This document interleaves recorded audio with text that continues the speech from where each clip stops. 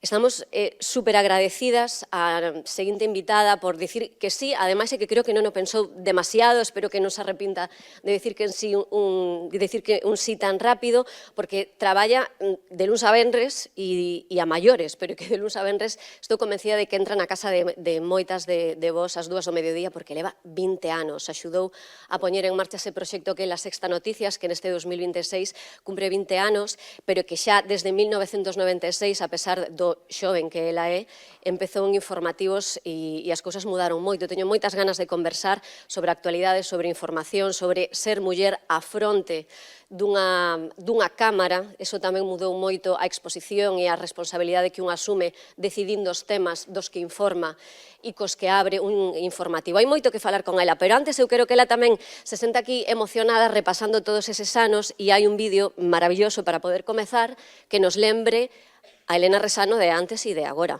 Podemos velo. Compartío ela nas súas redes.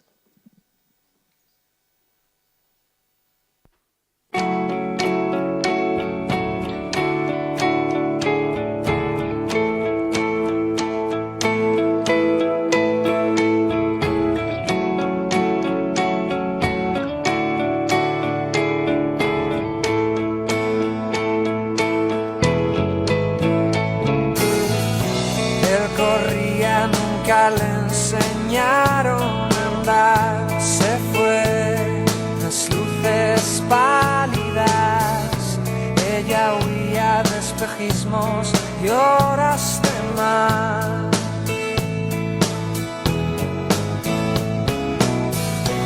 Aeropuertos unos vienen, otros se van, igual que Alicias en ciudad. El valor para marcharse, el miedo a llegar.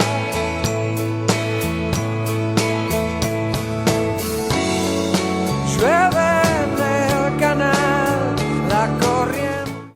Un aplauso, por favor, para Elena Resano.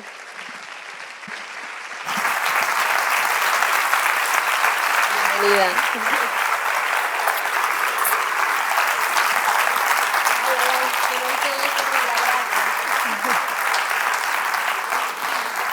Lo primero, la emoción de este vídeo lo compartías tú en tus redes, sí, por eso lo he compartido hoy aquí.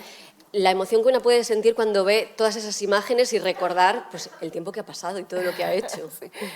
Boas tardes, y hasta aquí mi gallego. Buenas tardes. Gracias por invitarme y gracias por contar conmigo en unas jornadas que sé que tienen mucha trayectoria y que son muy importantes para aquí, para Pontevedra, y que las organizáis con mucho cariño. Lo primero es verte tan niña, ¿no? Dices, madre mía, porque yo empecé muy jovencita y ves que de repente la vida pasa muy rápido, pero también con un sentimiento de privilegio por haber podido contar en primera persona tantas cosas de lo que ha pasado en los últimos años en este mundo, ¿no? Claro, es que son 20 años en La Sexta Noticias. Tú empezaste en radio, realmente, sí. Desde 1996 en redacción de informativos, que te fuiste a Madrid, empezaste en Telecinco, y ya en el 99 empiezas a estar delante de la cámara, a presentar informativos en Televisión Española. ¿Cómo ha cambiado hacer un informativo desde ese momento hasta ahora, y las decisiones previas que también compartíamos aquí el año que vino Olga Biza, recordando ella su etapa al frente de un informativo a diario, las decisiones previas sobre con qué abrimos, sobre cuál es la actualidad y la vida que hoy contamos? Entiendo que en estas décadas ha cambiado mucho lo que una decide. Ha cambiado todo. Primero porque ya somos muchos. Cuando estás en Televisión Española parecía que solo era uno el actor que contaba lo que le estaba pasando a la gente. Luego el panorama informativo se abrió, son más cadenas y hay más ventanas con las redes sociales, y eso te obliga a adaptarte otra vez de nuevo a qué es lo que la gente quiere cuando enciende el televisor, qué es lo que queréis ver, ¿no? Y estamos constantemente pensando, poniéndonos en el otro lugar. O sea, si yo enciendo la tele, ¿qué es lo que quiero ver? ¿Qué es lo que quiero que me cuenten? ¿De verdad qué les importa, no?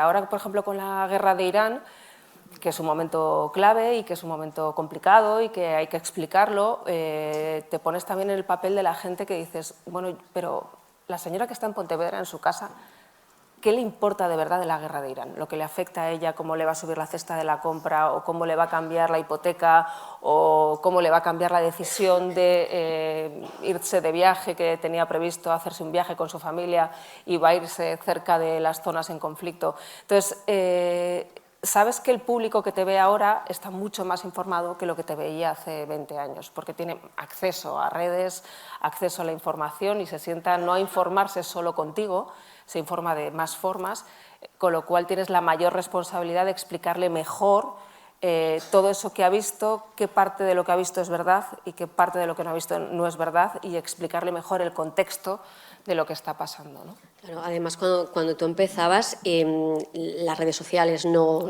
existían, pero tampoco existían las fake news, o si existían no circulaban, ¿no? Como ahora las redes sociales permitan.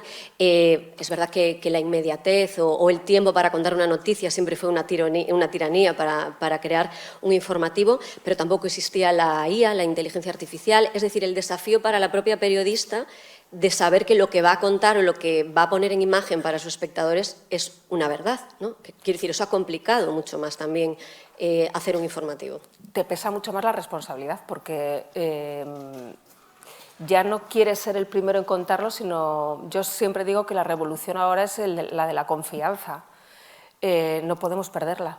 Si yo salgo el lunes y cuento algo y cuento una imagen que no es real, ya nadie el martes va a encender el informativo de La Sexta para informarse conmigo, con lo cual la responsabilidad pesa mucho más y es mucho más arriesgado. Nos llegan muchísimas imágenes, nosotros siempre seguimos manteniendo un poco las fuentes oficiales, las agencias oficiales, pero incluso las agencias oficiales en Reuters, en APTN, que son las agencias internacionales que están sobre el terreno, empiezan a llegar a veces imágenes que no están cotejadas y que no son reales, con lo cual todo eso te hace extremar mucho más la precaución a la hora de informar. Las redes te ayudan, te desafían, pero tampoco te tienen que condicionar también cómo lo tenemos que contar, ¿no? Muchas veces vemos debates, discursos que están muy amplificados en las redes intencionadamente, hay una intención detrás de todo eso, y nosotros también tenemos que quitarle el ruido y decirle a la gente, esto no es lo importante es esto, ¿no? ¿Vivías más tranquila antes que ahora? Pregunta. Ejerciendo esta profesión. No, creo que ejerciendo esta profesión no vives tranquila. ¿Nunca? No, realmente duermes poco y tienes mucho estrés, pero no, yo creo que incluso antes era más difícil porque tenías menos acceso, ¿no? Cuando tú estás haciendo, me he visto en una cobertura en Phoenix en 2008, en la primera elección de Obama como presidente, estábamos haciendo informativos en un parking de un resort que era donde estaba McCain a las 2 de la mañana. Entonces yo a las 2 de la mañana estaba informando para las 3 de la tarde de España, pero realmente necesitaba recabar información de lo que estaba pasando allí. A las 2 de la mañana en un parking, en un resort, no tenías muchas posibilidades, con lo cual no vivías tranquila porque tenías que seguir viendo. Por ejemplo, el Brexit, ¿no? También que estábamos ahí, pues dormías muy poquito porque te estabas acostando a las 12 de la noche, pero te querías levantar a las 4 o 5 de la mañana cuando ya estaban los primeros resultados oficiales para saber qué había pasado. Entonces, bueno, creo que en esta profesión vivir tranquila y vivir no van de la mano. No, tranquila y vivir y estar contando la actualidad a diario y estar expuesta a diario. Ese es otro tema, el de la exposición. Llevas muchos años expuesta a la cámara y a millones de personas que ven lo que tú cuentas. ¿Has notado también hay una evolución en cómo tú padeces como mujer esa exposición? Sí. Yo he de confesar una cosa que creo que lo he contado pocas veces. Yo me voy de Televisión Española a La Sexta en el año 2006, en parte porque me sentía demasiado expuesta demasiado pronto. O sea, el boom que hubo en ese momento por saber quién era yo tenía paparazzis en la puerta de mi casa, decía, pero yo si no soy nadie, que me seguían a hacer la compra al supermercado. Y en ese momento era demasiado joven y no lo sabía gestionar bien, porque yo al final seguía siendo una periodista que iba todos los días a una redacción a hacer su trabajo. Y de repente empezar a presentar un informativo justo después del anuncio de Leticia, de la reina, nos puso a todas en un foco. Y yo no lo gestioné bien. Y entonces cuando vino una propuesta como La Sexta, que era volver a ser, en ese momento era Cabeza de León, o cuerpo de león, me fui a ser cabeza de ratón y lo preferí un rato para volver otra vez a hacer la profesión, para volver a hacer lo que yo hacía sin estar tan expuesta. Luego es verdad que fue una quimera, porque esto, o sea, una vez que ya estás dando la cara y que ya presentas un informativo, sigues estando expuesta. Y es verdad que hay una doble exigencia, ¿no? Antes me preguntaba una compañera tuya sobre el edadismo y me contaba lo de María Escario o lo de Olga Biza. Creo que en eso sí que hemos avanzado y yo creo que en mi generación contamos con una ventaja que no contaron las anteriores, ¿no? Que ahora sí que es verdad que a nosotras ya no se nos cuestiona tanto por qué edad tienes, sino por cómo de profesional eres. Ya podemos mantenernos en pantalla a pesar de que ya vamos cumpliendo años, ¿no? Y que ya no somos tan niñas. Es verdad, porque no sé si vosotros y vosotras recordáis, pero en Televisión Española tú fuiste la persona que leyó el comunicado de Casa Real, ¿no? Sí, de aquel compromiso. Sí, me bebí 2 botellines como este antes de hacerlo. Claro, ¿cómo fue ese día? No sé, yo imagino que una afronta un día normal de información, tal vez ya relajada, ya no sé si en su casa, pero descansando. Era fin de semana, yo hacía los informativos del fin de semana y llegué el sábado, bueno, nosotros íbamos los viernes, jueves y viernes, ya tenías que estar en la redacción. Y el viernes yo estuve con ella, yo tenía ahí ya a mi hija, era muy pequeñita, tenía 2 años. Y recuerdo que el sábado por la mañana, en la prensa, a las 8 de la mañana en la redacción, había una doble página en el ABC sobre Leticia. Y era un reportaje en el que no se decía nada, pero se decía algo. Ya en un programa de la tarde del viernes se había insinuado que había una periodista, que había un rostro conocido, que el príncipe estaba con ella. Y yo pensé, jo, qué faena, porque es que esto le va a perseguir ya toda la vida profesional. Siempre le van a colgar el San Benito de yo salí con el príncipe, o se dije que salí con... Era una ingenua yo. Ahí el olfato no tenías tenía... información privilegiada. No. Es verdad que algo me habían dicho en verano. Un compañero, pero pensé que era un rumor y que, bueno, en Madrid sales, te puedes encontrar, y es verdad, te puedes encontrar con gente y te coincides en un local y ya está. Y podían haberte dado un lío, pues ya está, tampoco iba más allá, ¿no? Y recuerdo que terminamos el informativo y me llamó Ángeles Blanco de Telecinco, que ella presentaba en ese momento también el informativo de mediodía de Telecinco, y éramos amigas, nos conocíamos de Telecinco, y me dijo, Elena, estamos aquí de guardia, no nos vamos a ir a comer, nos han dicho que vais a hacer un comunicado. Le dije, no. O sea, olvídate, esto es un rumor, esto está creciendo mucho. Yo, de hecho, me voy a comer a mi casa. No llegué a comer a mi casa. Cuando estaba llegando al parking me llamaron, me dijeron, date la vuelta, va a haber un comunicado de Casa Real a las 5, habíamos terminado el informativo a las 4, y volví y aquello se precipitó. Entonces me dijeron, bájate a plató. En el plató en aquel momento teníamos una impresora al lado, debajo de la mesa y un teléfono, y me dijeron, me bajé con 2 botellines de agua, que me los bebí. Y me dijeron, en cuanto salga el comunicado por la impresora, tú léelo y no digas nada más, no añadas nada más. Y efectivamente salió y claro, estabas leyendo, es que era muy fuerte porque era alguien con la que te habías cruzado el día anterior en el pasillo y era tu compañera. Y decías, bueno, pues nada, doña Leticia Ortiz Roca Solano, y dices, madre mía. Y nada, y aquello ya fue una locura. Aquella tarde, aquel domingo, ella llamó, en un momento de la tarde después del comunicado llamó. Y recuerdo que el editor llamó el teléfono de edición ella y el editor le dijo, Leticia, ¿la que has organizado? Le dije, ¿pero de verdad le estás diciendo esto? Bueno, pues yo iba a recordar que has hecho también, antes de verte todos los días en el informativo, has hecho grandes coberturas. Tú mencionabas antes esos otros lugares del mundo en los que has estado trabajando, el huracán Mitch, la muerte de Juan Pablo II, pero a lo mejor has sacudido más el comunicado del compromiso de Leticia. Y después pasan los años, llegamos al 2026 y pasa esto. Supongo que contabas que no sé por qué, pero no me va el mando, compañeros. ¿Hago algo mal yo o debéis vosotros hacer algo? Hola.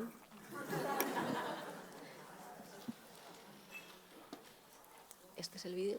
Sí. Sí, el de... ¿qué os... Hoy tenemos un viernes, un informativo cargado de noticias, pero hoy queremos parar, queremos bajar el ruido y queremos hacer una reflexión. ¿Qué os pasa? Y os lo pregunto a vosotros, a los hombres, porque el clima es ya insoportable. Aquí tienen las caras de algunos de los hombres que han demostrado que tratan a las mujeres como mercancía, como su mercancía o incluso peor.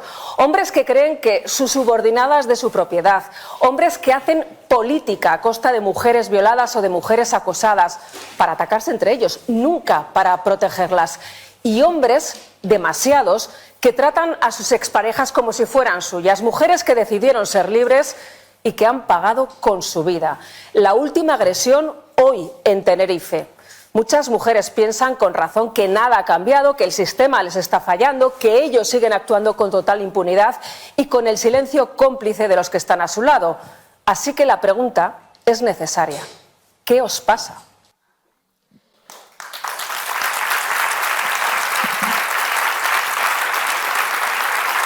Bueno, esto es un ejercicio de análisis y de opinión para abrir un informativo. Obviamente hay una reflexión, una decisión y una exposición.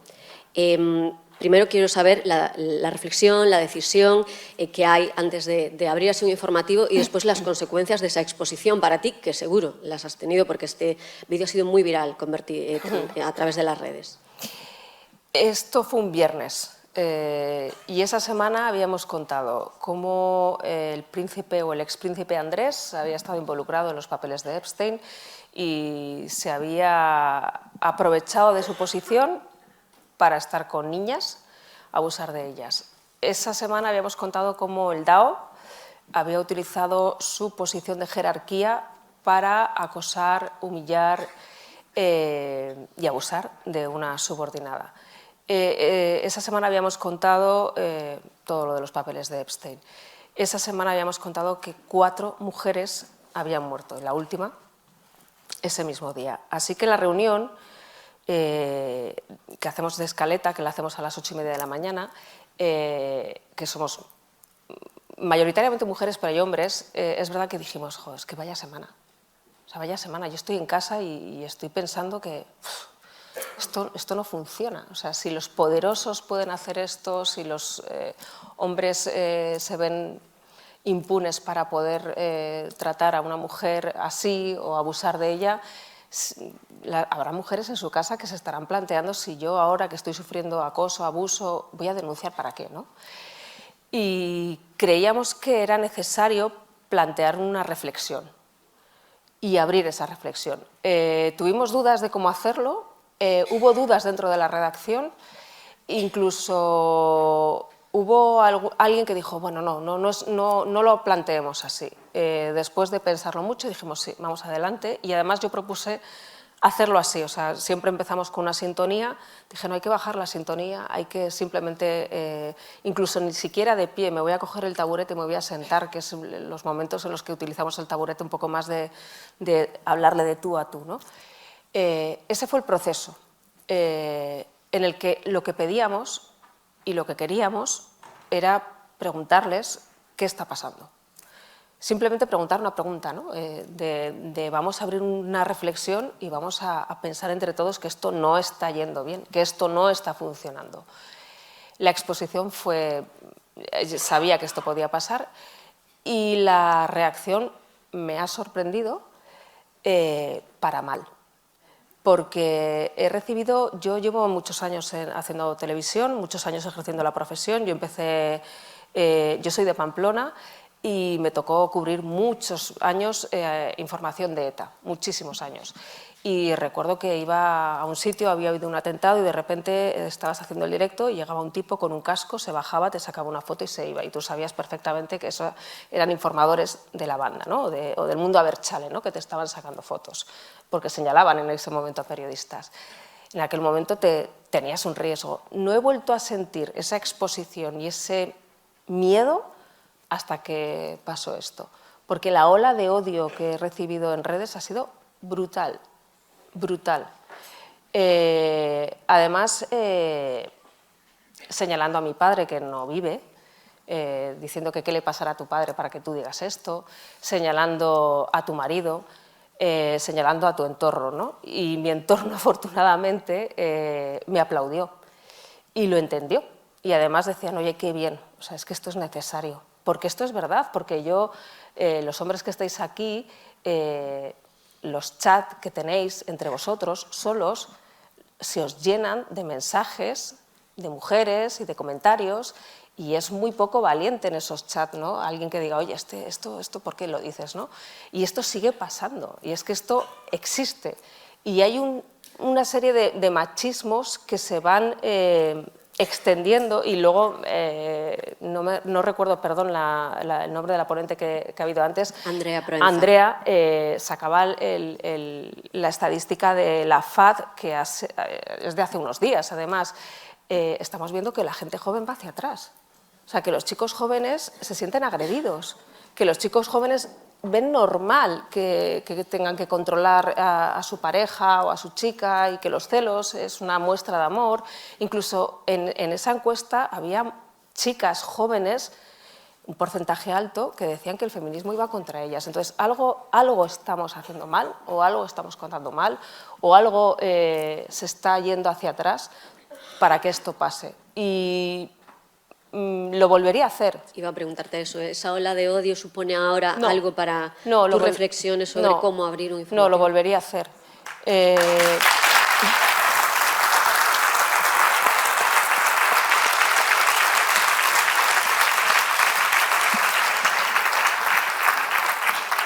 Lo volvería a hacer porque lo que hice ahí es simplemente preguntar y abrir una reflexión. Y si ni siquiera podemos hablar, si ni siquiera podemos pensar juntos, porque esto no era un ataque a ellos, esto era oye, vamos a sentarnos a hablar, vamos a sentarnos a pensar, esto no está funcionando, esto no puede ser.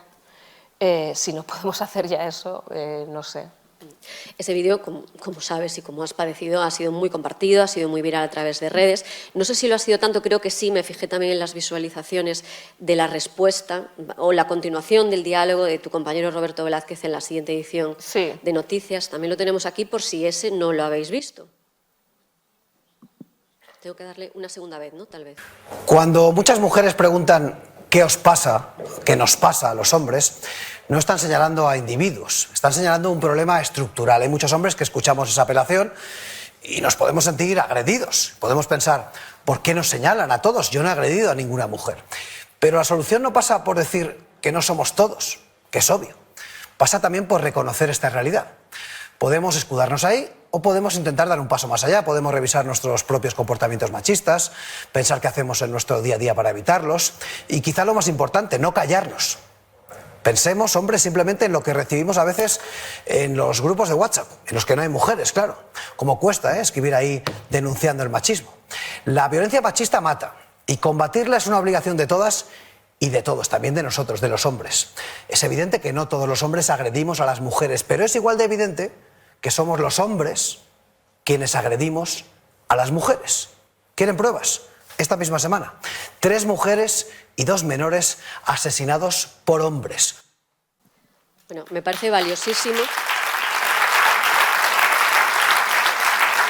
Lo valioso es tu decisión y la de tu equipo en La Sexta a las 14 horas empezar como tú empezaste y con esa exposición que intuías que ibas a tener. Pero me parece valiosísimo este diálogo sostenido en la siguiente edición de Informativos. No sé si lo sabes, si él recibió oleada de odio también o no. No, además es público, lo podéis entrar y verlo. A él le aplauden. Es verdad, es que se puede ver. A él le aplauden y le alaban el comentario y no recibe críticas. Y a mí, bueno, es que lo podéis compararlo. Sí. Sí, entonces, podéis buscarlo en redes. Bueno, es tal vez el caso reciente de una imagen a la hora de empezar un informativo, una decisión, unas palabras, una exposición más llamativa, pero lo cierto es que las que veáis habitualmente en La Sexta Noticias, o si no por las píldoras en redes, que también La Sexta es un canal que utiliza mucho, vemos que hay realmente una decisión como para abrir el debate alrededor de cuestiones preocupantes, ¿no? La manosfera es otra de las cuestiones con las que tú has abierto o has introducido también en el informativo, o por ejemplo, las agresiones, como tú has recibido ahora con esto, verbales o amenazas que las mujeres en la esfera pública han recibido. Probablemente en el 99, cuando tú empezabas a presentar informativos, estos temas no estaban en agenda. No que no pasaran, pero no estaban en agenda. No sé si tú recuerdas una etapa en toda esa trayectoria de tener que tomar decisiones de este tipo para incluirlas e informar. No, antes no estaba y antes no se planteaba. Y antes, además, la figura de la mujer en el informativo era casi decorativa, casi. No dirigíamos los informativos, no empezábamos el informativo, si estábamos de compañeras de. Y además es verdad, este tipo de informaciones no estaban en la agenda diaria, no existían. Se contaba como suceso el asesinato, la agresión de una mujer, como suceso. Y esto ha cambiado, afortunadamente, y esto sí que hay una decisión de no dejarlo en el olvido y de introducirlo en el debate y de contarlo, ¿no? Porque creo que es necesario, es que de verdad que creo que tenemos que seguir hablando, porque si no nos vamos a ver avasallados por ese dato y que va a ir creciendo y que no podemos.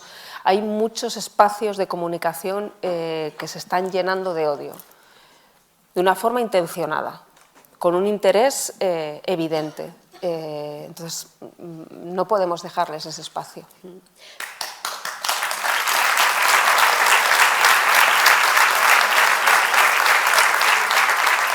Me gustaría subrayar que, obviamente, no podemos dejarles ese espacio. Realizamos foros como este justamente para ocupar el espacio y poder decir desde este espacio todo esto, pero también me gustaría subrayar el riesgo que asume quien pone el cuerpo ocupando ese espacio y tomando estas decisiones, porque eso no cambia. Llevamos 9 años haciendo este foro y poner el cuerpo y exponerse y recibir el odio siempre es algo que acabamos escuchando por parte de quien lo hace. Así que también quiero poner eso en valor. Y cómo de difícil es decir esto y empezar así, es agotador decir esa frase para abrir un informativo. Es agotador, cambia la víctima, cambia el tipo de acoso, pero el arma siempre es la misma, el sexo. Lo que acaba de relatar Rita Maestre es un ejemplo más de cómo en la calle, en las redes, en el trabajo, el componente sexual se repite para hacer daño a las mujeres. Lo vemos también en los insultos: puta, zorra, malfollada. A los hombres no les pasa. Para ellos, ¿qué es violencia? Un golpe contundente. Que me pegue de noche, una trifulca o algo así. Y si les insultan, Me digan hijo de puta o así. insultan a sus madres. Pero hacia nosotras la violencia casi siempre es sexual. Una forma de legitimar a las mujeres es atacar a lo que nos han hecho creer que es nuestro valor. En redes, el 38% de las mujeres hemos sufrido violencia digital sexual. Nos desnudan con una única inteligencia, la artificial. Me han llamado zorra, puta. El 15% de los españoles ha sufrido acoso laboral, pero las españolas, el 28% lo ha sufrido laboral sexual. Y en la calle no nos golpean ni escupen, nos tocan el culo. Lo vas a menudo es puta y a veces te tocan. Yo varias veces me tocan el culo en el metro. Y luego está la violencia institucional, cuando se nos quiere impedir decidir lo que hacer con nuestro cuerpo. La psicológica, cuando se nos intenta humillar por golfas, guarras o busconas. Por estar hablando simplemente con un amigo y yo gustarle a otro y que me vea hablar con él. Nuestro acoso siempre es sexual. Un señor me empezó a decir que se me marcaba mucho el culo. A un hombre no le pasa que una mujer te vaya a perseguir por la calle y te vaya a decir esas guarradas. Y está tan presente Que nunca. Por ejemplo, en la discoteca, alguien que te haya tocado el culo por ser mujer. Ah, bueno, sí, eso sí. que la tenemos asumida y normalizada. Claro, la pregunta es si es difícil o no conseguir que una pieza así e introducirla con es agotador pueda estar en el informativo. Si hay mucha pelea ahí o vosotros ya tenéis esta línea editorial y es fácil. Nosotros no, para nosotros no es difícil. Nosotros es lo que es nuestra línea editorial y lo que agradecemos es que además hay hombres dentro de la decisión editorial que están apostando por esto también. No todos, también te lo digo, no todos. Pero el informativo que hacemos a las 14 es mayoritariamente de mujeres, pero por ejemplo el jefe de sociedad es un hombre y es el que un poco también va trayendo también ideas que aportan los redactores y las redactoras, pero no, nosotros lo tenemos y además es que intentamos siempre contar lo que la gente está hablando. O sea, es que esto sí que se comenta, o sea, y es verdad, o sea, los insultos a nosotras es así. Y te insultan con ese tipo de palabras que te sexualizan, ¿no?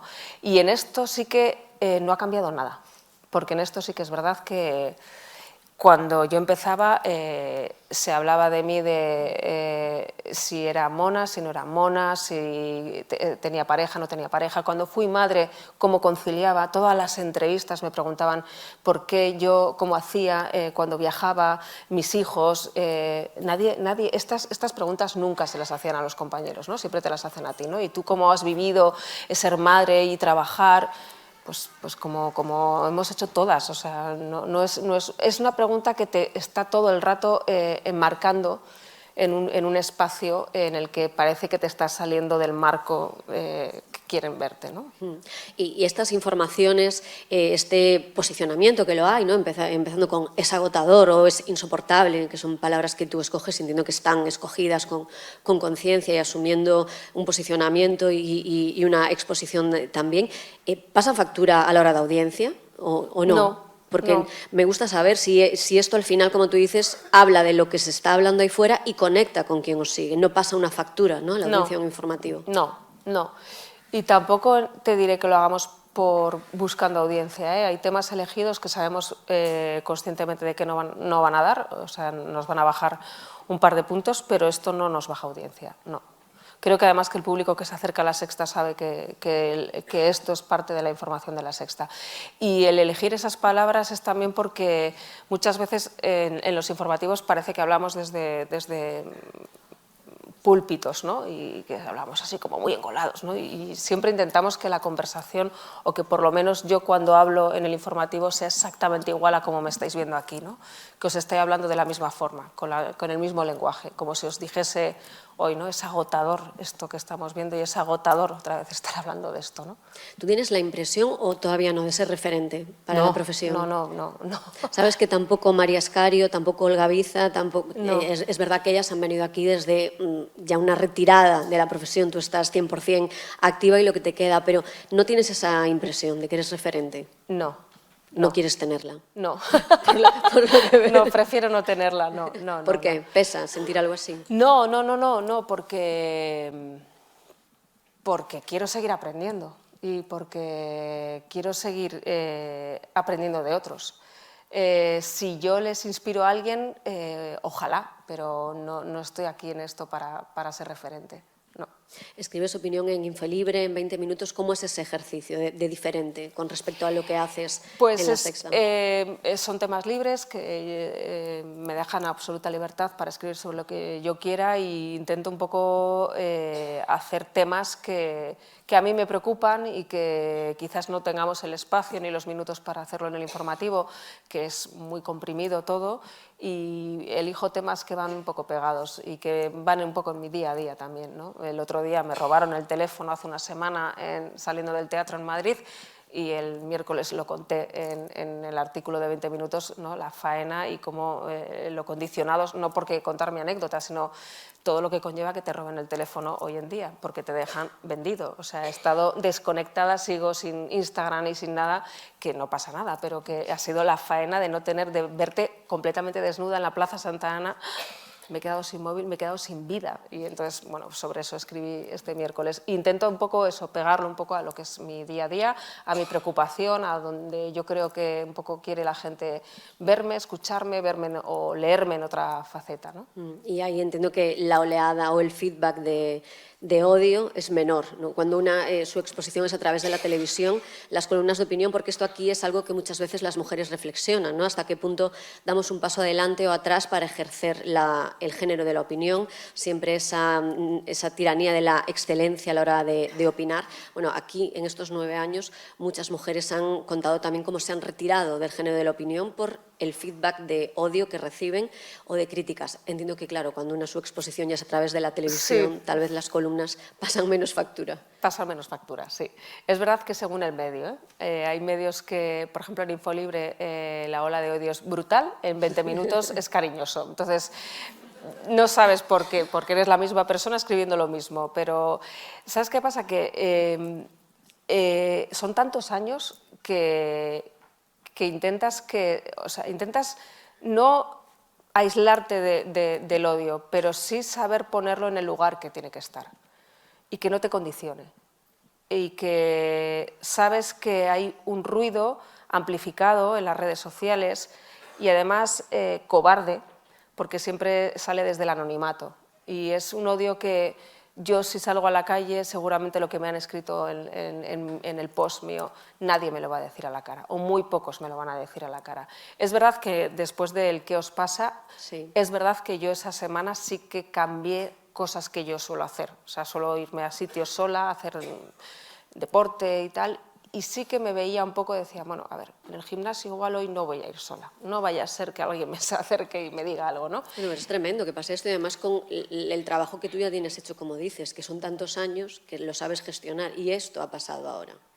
Sí, es que vamos hacia atrás, es que lo siento decirlo y siento ser tan pesimista, pero esto es una evidencia. O sea, no sé qué ha pasado, no sé en qué momento esto se ha hecho mal, se ha contado mal, o nos han ganado la partida en otro tipo de discursos, pero vamos hacia atrás. Luego sí que es verdad que yo hablo con mis hijos y en el ¿qué os pasa?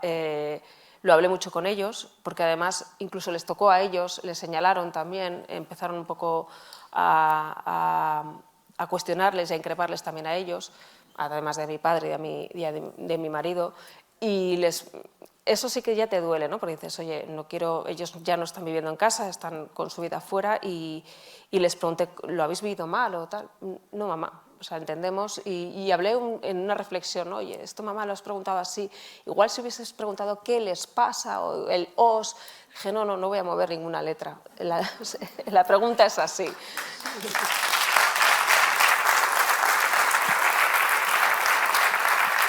Bueno, déjame, para ya encarar los minutos finales, por si alguien quiere preguntar algo, déjame llevarlo hacia otro lado, algo que entiendo que te ilusiona, porque el 8 de abril publica su primera novela, Sí. que entiendo que es un registro muy diferente y que te Sí. ha permitido bajarte un poco también de esta actualidad que te lleva a tener que pronunciar. Es agotador. Hace 10 años Planeta me propuso escribir un libro. Y en ese momento dije, Dios mío, ni hablar. Me gusta mucho leer, no creo que vaya a escribir nada que vaya a ser suficientemente bueno. Volvieron en 2024, me lo propusieron de nuevo, dijeron, bueno, esta es una espinita clavada que tenemos, y dije, bueno, ahora sí. Mis hijos ya han crecido, ya no les robo tanto tiempo y ahora ya no tengo tanto complejo. Antes medías mucho lo que hacías, ahora ya... Y después de haber... gracias, bebo mucha agua. Sí. Desde lo de Leticia Ortiz, ¿no? Sí. Y es verdad que estoy en un momento vital en el que quiero hacer lo que me apetezca, ¿no? Un poco. Creo que ya he pasado muchos momentos y incluso hubo un susto de salud y dije, bueno, es el momento de hacer lo que te apetezca, sin que te cueste mucho es una nueva exposición, sin duda. Voy a escribir una novela y yo soy muy crítica con lo que leo y seguramente leeré críticas que no me gusten. Y es la primera novela y ahí está hecha desde el cariño. Además es una historia que nace a través de alguien que contacta conmigo en Instagram, que comparte mi apellido, que es francés y que me trajo de vuelta a mi padre, que había muerto, porque es una historia del pueblo de mi padre, de Navarra, que se transforma en Biarritz. Y ha sido una forma bonita otra vez de encontrarme con mi padre, porque está ambientada en el final de la Guerra Civil. Y bueno, lo he disfrutado mucho. He sufrido también mucho, porque en esto, cuando eres muy autoexigente, dices, ay, Dios mío, había días que decía esto no, esto sí, esto no.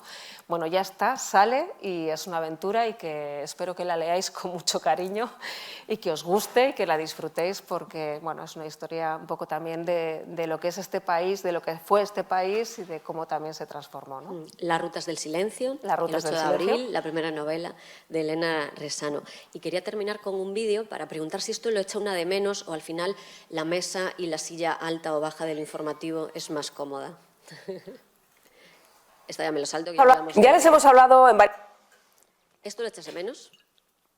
Muy buenas tardes desde Nueva York, buenas noches para España. Echa mano de lo que puede de los famosos, está recibiendo el apoyo de bastantes, lo decías tú, la semana pasada también en Miami y de Jennifer y aquí está recibiendo el apoyo de la gente más anónima. Estamos en el Upper West Side, en la parte alta de Nueva York, un barrio bastante acomodado, y estamos en una de esas manifestaciones de apoyo para Hillary Clinton, con muchísima gente que viene aquí, lo veis, con sus hijos, con los perros, yo no sé si los veis aquí, que me van a atropellar, y ellos llevan recorriendo durante unas 2 horas, llevan recorriendo todas las calles, gritando esto, gritando Hillary, gritando cada voto cuenta, gritando quedan 3 días, y esto es lo que están haciendo ahora mismo los voluntarios del Partido Demócrata, ¿no? Sumar apoyos, y además es muy curioso porque van, no tienen ningún tipo de pudor, con sus pancartas, reciben, cuando la gente lo ve por los coches, reciben los bocinazos de los coches, la gente que está tomándose el brunch ahora mismo aquí en Nueva York también les apoya desde las terrazas.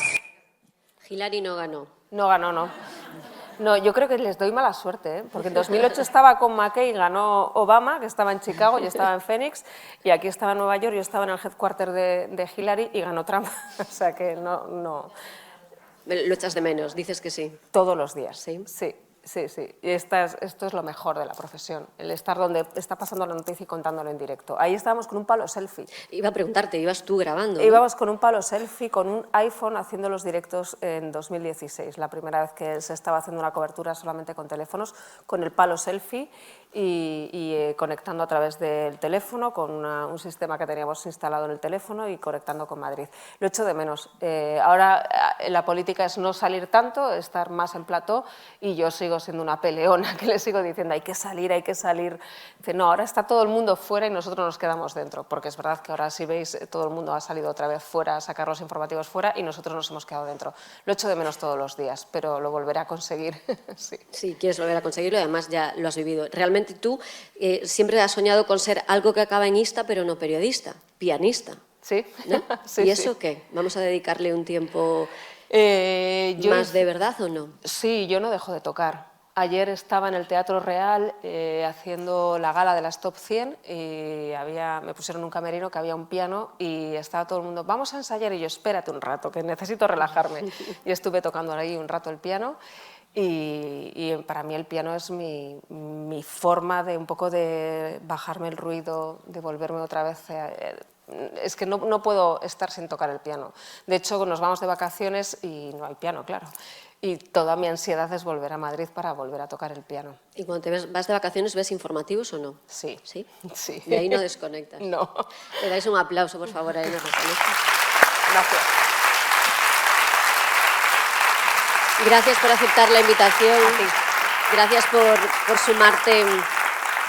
Gracias por sumarte a la familia de Mujeres que Opinan. Contigo somos 114 desde el año 2018 que empezamos. Si alguien quiere hacerle una pregunta, imagino que la gente que se va al concierto de SES, ¿verdad?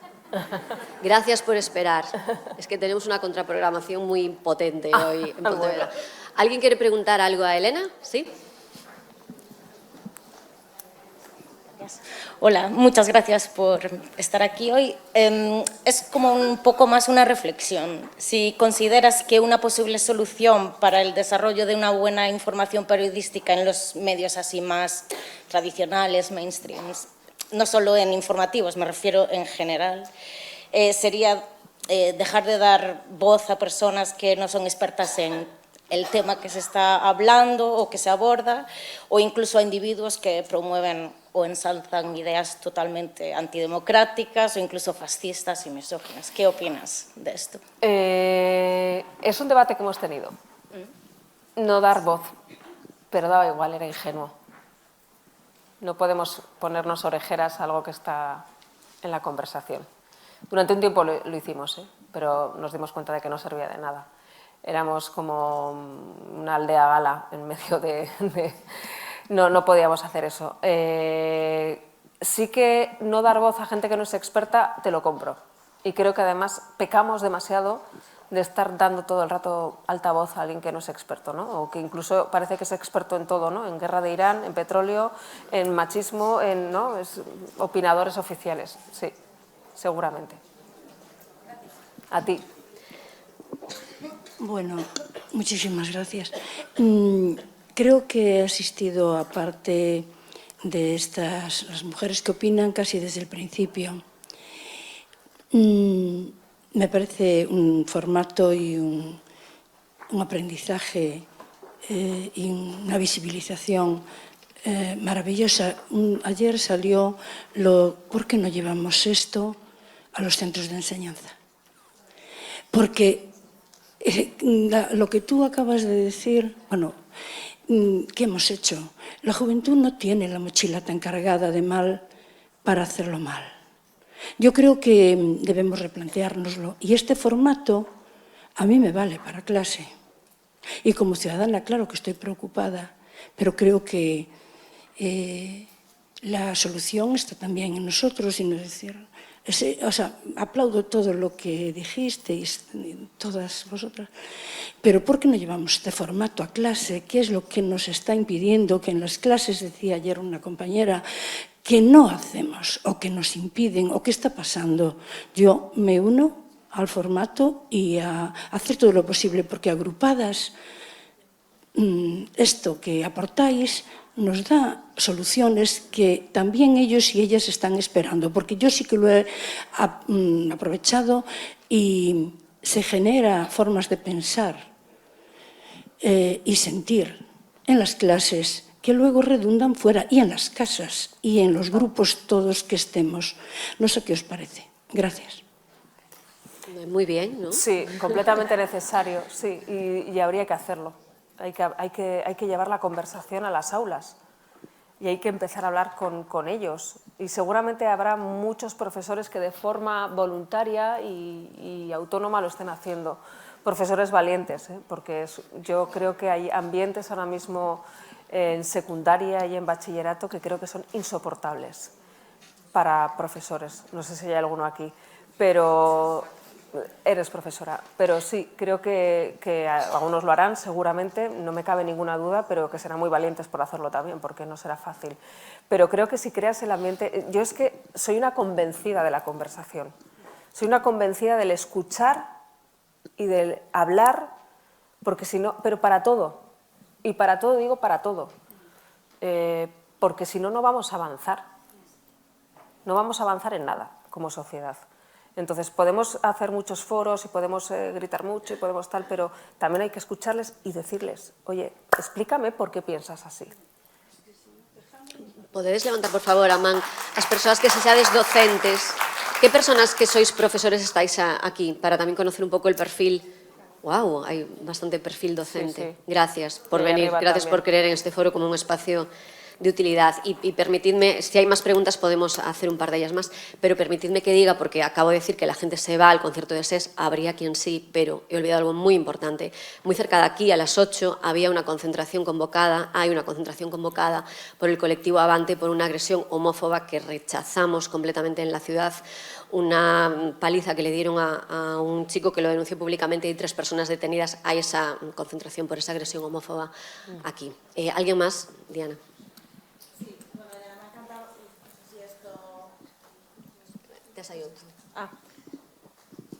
Me ha encantado tu intervención, agradezco mucho tu valentía porque, como decía Susana, creo que es muy difícil poner el cuerpo y durante estos años, desde que hemos empezado Mujeres que Opinan hasta ahora, hemos ido viendo como algunas mujeres han seguido en esa batalla de la opinión, pero algunas otras se han bajado por la violencia digital. En el primer foro que hubo aquí, que vino Ana Bernal Triviño, ella ya nos comentó entonces toda la violencia que sufrían las mujeres que opinaban. Bueno, pues desde entonces, imagínate, tú lo sabes bien, ¿no? 9 años después, las cosas desgraciadamente no han hecho más que empeorar. A ver si de alguna manera se regula, ¿no?, la violencia digital. Yo te quería comentar un tema que se trató y que tratamos en la comida también. Hoy por la mañana Isabel Coello habló de su trabajo en el podcast La Casa Grande, que no sé si lo conoces, pero habla, bueno, de la violencia machista y de la violencia vicaria, y hablábamos entre nosotras, ¿no?, de aquellos temas quizá todavía tabú, ¿no? Y tú que trabajas en la televisión, que al final es el medio de comunicación probablemente más consumido, nos dimos cuenta que aunque sí que se hablaba de la violencia machista, incluso de violencia vicaria, sigue sin hablarse de la violencia sexual en el seno de la familia, ¿no? ¿Qué tiene que pasar? Y me decía Isabel, ¿no?, en la comida. Si ya sabemos que los curas violan, esto ya se ha contado, pero ¿cuándo vamos a hablar de que la violencia sexual que pueden ejercer los padres, los abuelos, los tíos, cuando sabemos que es un problema muy gordo, ¿no? Por las cifras que manejamos. No sé si estos temas están en agenda, si es difícil meterlos en agendas, que se empiece a hablar de la violencia sexual que sufren la infancia en las familias. Nosotros lo contamos cuando tenemos conocimiento de casos, ¿no? Y es verdad que eso también, parte de las asociaciones son un poco las que te van un poco diciendo, oye, esto está creciendo o esto no está creciendo. Nosotros no hemos detectado que esto sea enorme o que tengamos que, no, sinceramente, no teníamos los datos, o por lo menos a mí no me consta, y no es algo que estemos investigando sobre ello. Pero recojo el guante y sí que lo vamos a ver, porque es verdad que sí que estamos más centrados en violencia vicaria o en abusos un poco más públicos, ¿no? Y ahora sí que en los últimos días, con todo el tema del DAO y con el tema de Íñigo Errejón, ¿no? Sí que hemos puesto más el foco en gente pública que tenía un discurso completamente discordante entre lo que decía y lo que hacía, y sí que hemos hecho más reportajes sobre eso, pero de esto, sinceramente, no teníamos los datos. Sí, creo que, no sé si salieron antes los datos de la Fundación ANAR, no sé quién los manejó, y no me atrevo a dar ahora una cifra, pero sí que están publicados, vamos, que es, no sé si 1 de cada 5 niñas. Bueno, no quiero dar datos ahora porque de memoria no lo sé, pero sí que es una realidad seguramente silenciada también las que trabajamos en medios, porque bueno, es muy difícil que esta violencia, pues las propias víctimas hablen de ella. Te agradezco mucho tu trabajo y tu valentía. Gracias. Elena, gracias.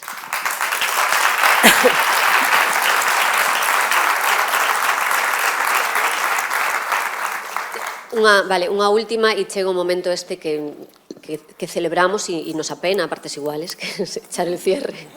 A ver.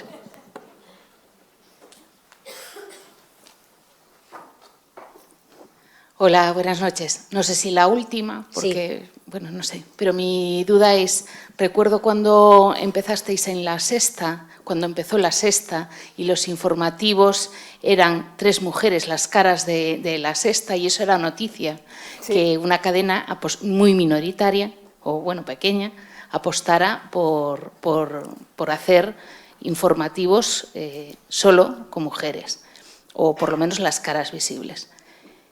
¿Qué cambió en La Sexta cuando pasa a ser A3 Media? Si es que cambia algo. Nada. No hubo cambio por entrar dentro del grupo, no. En eso se respetó bastante. Y se respetó porque veníamos de la fusión Telecinco-4 y ahí se había desdibujado mucho 4 y yo creo que aprendieron la lección. Y al final es una empresa que sabía que tenía que mantener 2 líneas editoriales y en eso no cambió. Nosotros entramos en A3 Media en 2011, 2012. O sea, llevamos ya casi 14 años. Y ha entrado el primer hombre a presentar informativos, Rodrigo, hace 2 años. No cambió. No, el que fuésemos absorbidos por A3 Media no cambió eso. Sí que fue revolucionario en 2006, cuando salimos con 3 caras, y era la apuesta. Y eso se ha intentado mantener y bueno, hasta este año que Cristina Saavedra dejó el informativo y se quedó Rodrigo Blázquez, sí. ¿Y se nota el mismo rechazo cuando se critica abusos, acoso, violencia, sea de quien sea? ¿La respuesta del público en las redes es la misma o se ve la diferencia? No te he entendido. ¿La diferencia entre qué? ¿Es lo mismo cuando desde los informativos habláis de las denuncias que hay contra Íñigo Errejón, por ejemplo, a cuando es del alcalde de Móstoles? No estoy al tanto de lo que, porque no sé lo que cuelga, las redes sociales de La Sexta están aparte y no sé lo que cuelgan. No estoy muy atenta a esos comentarios, porque además no sé si lo cuelgan todo. No creo que sea diferente. O sea, al final hay que denunciarlo todo, sea quien sea. Bueno, Elena. Reitero el agradecimiento por decir que sí a este convite de esta familia que tenía muchas ganas de recibirte. A vosotras. Además, el esfuerzo que has hecho, porque ayer venía de presentar esa gala de las Top 100, que eso también es una convivencia con talento femenino que entiendo que enriquece mucho y tú a ellas. Gracias por formar parte de Mujeres que Opinan. El aplauso final, por favor. A vosotras. Gracias. Gracias. Y sí que os pediría